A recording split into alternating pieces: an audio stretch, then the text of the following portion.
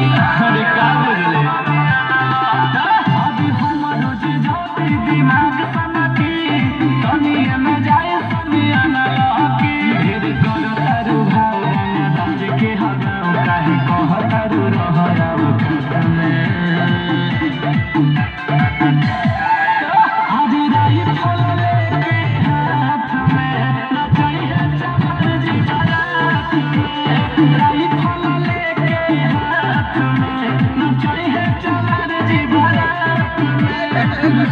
गुलाबी हाथ में नचाई है चमर जी बारात में राई फल लेके हाथ में Music by Vikas Rosa.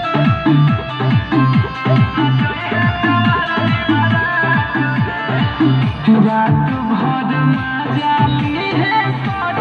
के बरतिया जिन तिन घूस दे है गोरे 10 टकिया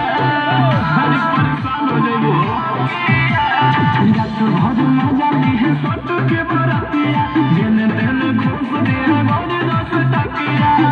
बड़े रंगदार हो चमार जी के जातिया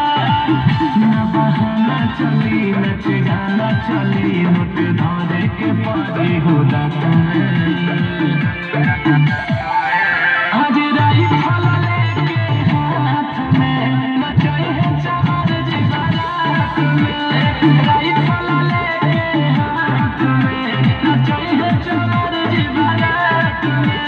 लेके दुलारी हाथ में नचाई है चमार जी बारात में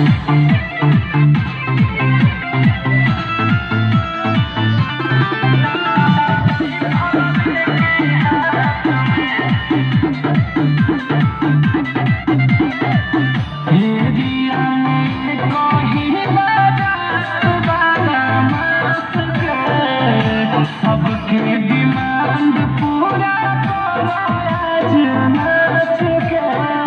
अरे नाच के एरिया में कहीं बारात वाला मस्त के सबके डिमांड पूरा करो आज नाच के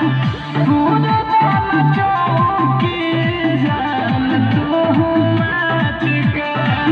आज मिथिलेश रोशन ले ले बादन गोल रव विकास वाले हो साथ में